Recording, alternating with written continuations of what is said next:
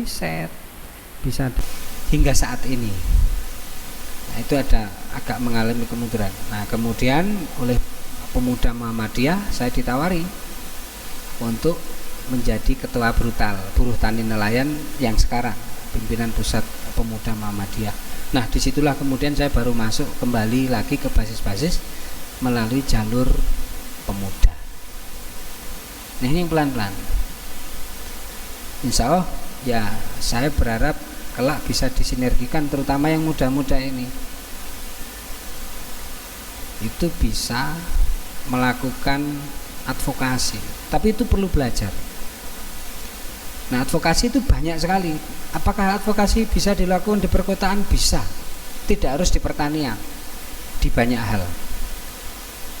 Sebagai contoh begini Bapak Ibu, ini saya lakukan di Yogyakarta, pemberdayaan masyarakat ya, yang itu bisa menghidupkan ekonomi jamaah kita. Saya waktu itu menghitung jumlah sekolah Muhammadiyah di Yogyakarta, karena memang kebetulan banyak sekali sekolah Muhammadiyah. Setelah saya hitung, waktu itu ada di kota saja itu ada sekitar 30-an sekolah di kota Yogyakarta. Kemudian saya coba hitung berapa penjual makanan di sekolahan itu. Nah, setelah saya hitung ternyata paling tidak di sekolahan itu antara 2 sampai 10. Anggap saja kalau hitung-hitungan ya, hitung-hitungan 5 sajalah di setiap sekolah. 5 orang di setiap sekolah. Kemudian saya datang ke UII, Universitas Islam Indonesia, karena di sana ada jurusan farmasi. Saya tidak menghubungi Wade waktu itu karena tidak kenal, karena saya kenalnya di UII. Saya kontak dengan UII untuk farmasi. Akhirnya saya membeli makanan yang dijajakan oleh di sekolah-sekolah Muhammadiyah itu. Ternyata kandungan makanannya itu tidak sehat. Hasil dari riset yang dilakukan oleh farmasi dengan mengambil sampel-sampel itu. Akhirnya kepala sekolah kita kumpulkan. Bapak Ibu, ternyata jajanan di sekolah-sekolah Muhammadiyah itu tidak sehat. Karena itu harus ada pendampingan. Nah, kemudian kita bekerja sama dengan UII melakukan pendampingan. Boleh menggunakan pengawet tapi ukurannya sekian, boleh menggunakan pewarna tapi ukurannya sekian, namanya pewarnanya ini dan sebagainya. Karena itu pedagang-pedagang itu ya, itu didampingi oleh Muhammadiyah untuk apa? Untuk membuat jajanan yang sehat. Nah, setelah kita ajari dan sebagainya, kita kasih stiker bahwa itu sudah didampingi oleh Muhammadiyah. Berlaku 4 bulan. Setelah 4 bulan kita cek lagi apakah dia masih konsisten itu apa enggak. Nah, setelah kita dampingi, kita kumpulkan kepala sekolah lagi.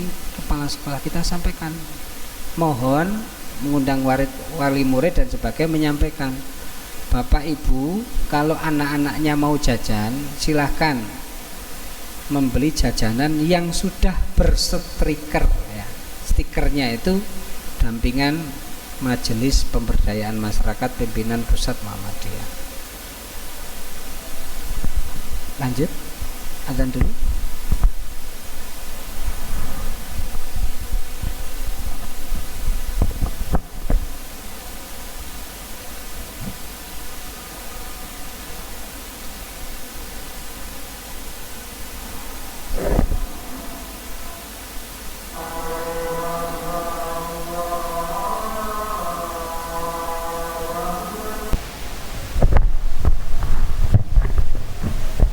Dilanjut lagi, kurang sedikit. Nah, pemberdayaan masyarakat itu dengan saya sampaikan kepada kepala sekolah agar kalau anak-anak mau membeli jajanan itu adalah yang sudah di stiker itu. Jadi kita sudah memberdayakan itu, mendampingi dan sebagainya, sehingga Muhammadiyah begitu kuat di mereka yang memang sudah kalah dari sisi produksi.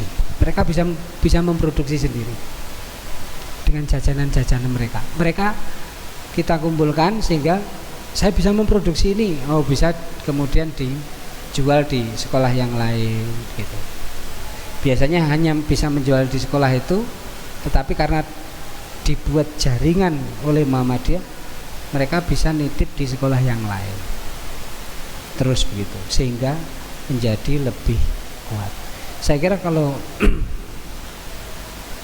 Muhammadiyah di Kota Kediri ini melakukan itu, ya, pemberdayaan di napa ning ngarani di masyarakat Asongan itu, dakwah kita lebih menyentuh. Kalau yang pertama tadi Nabi itu sebagai dasar ya, itu membangun di pertanian itu bisa dilakukan di kota maupun di kabupaten. Cuma karena di sini masih banyak sawah dan sebagainya, saya kira juga perlu ada orang yang memang menekuni dan memberikan contoh itu. Bagaimana caranya? Kalau ada wakaf Muhammadiyah yang nganggur, itu bisa ditanami buah-buahan tropis. Nah, kita tidak menjual buahnya, jadi diniatkan kita tidak menjual buahnya saja, tetapi bisa menjual bibitnya. Nah, pemberdayaannya ada di situ, Pak. Jadi keuntungannya bisa di situ.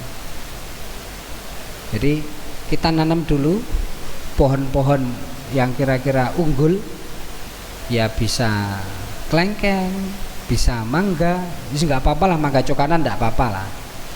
Mangga alpukat itu banyak sekali, ditanam di situ, kemudian diniatkan untuk menjadi pohon induk yang bisa digunakan sebagai pohon yang nanti akan ditangkarkan. Nah, tanah-tanah itu monggo. Nah, kalau misalnya pada saat musim panen gitu, nah itu bisa menjadi tempat wisata baru. Di Kota Batu itu ada kebun apa nek ngarani? Jambu kristal. Itu miliknya warga Muhammadiyah. Kemudian ada penginapan di situ, sehingga itu menjadi amal usaha baru, tapi miliknya warga, nggak apa-apa. Kalau warga ini berdaya, itu kan sangat bagus. Kalau tidak bisa menggunakan amal usaha yang milik Muhammadiyah, ya warganya yang harus punya amal usaha. Nah, beberapa tanaman yang itu misalnya bisa berbuah sepanjang tahun, ya misalnya jambu kristal, kemudian belimbing, kemudian kalau di beberapa daerah lain itu kakao. Saya ahli kakao terbaik di Indonesia itu adalah kader Muhammadiyah. Beliau menjadi apa namanya, pendamping swadaya, tidak dibiayai oleh negara. Nah, karena itu saya kira perlu semacam membuat orientasi, ya, bagaimana kita membangun ekonomi itu. Kira-kira kita mau mengambil wilayah mana dulu? Mau mengambil wilayah pendampingan di masyarakat perkotaan untuk makanan, monggo, saya insya Allah saya akan bantu. Mau mendampingi di bidang pertanian, monggo, nanti kita juga akan bantu, kita fasilitasi. Mau pelatihan, membuat pupuknya atau membuat apa, insya Allah kita bantu. Kenapa? Karena itu penting, kita memiliki basis produksi itu. Di rumah saja misalnya kita punya satu pohon kelengkeng lah misalnya kan, satu pohon kelengkeng itu, satu pohon kelengkeng kalau batangnya segini itu sudah bisa menjadi 10 atau 1000 batang baru loh, Pak. Kan segini bisa menjadi 1000 batang baru pohon kelengkeng baru itu. Yang kalau kita pakai sabung susu maupun sabung pucuk yang kira-kira baru segini udah berbunga, itu kan bisa kita lakukan. Teknologinya juga ada, teknologi sederhana kok. Kita pakai sabung susu, Nah itu harus kita lakukan. Monggo nanti setelah acara ini perlu dibuat orientasi baru. Saya di kabupaten baru memulai tapi belum bisa masif karena fokus ya di kabupaten itu ini politiknya agak kencang. Nah gitu. Kalau di kota saya belum tahu. Kira-kira itu dulu Bapak Ibu yang bisa saya sampaikan. Kurang lebihnya saya mohon maaf kalau ada kata-kata dan sikap saya yang kurang, mohon dimaklumi ya karena masih muda ini. Kalau mungkin ada pertanyaan kita lanjutkan dengan diskusi. Saya tutup dulu atau dilanjut diskusinya? Salat dulu J. Kita lanjut diskusinya, tapi saya tutup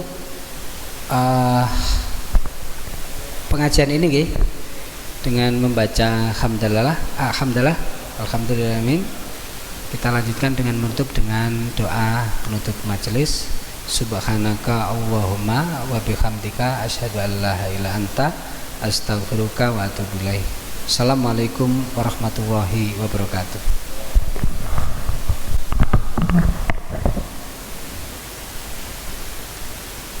Langsung. Saya kebetulan enggak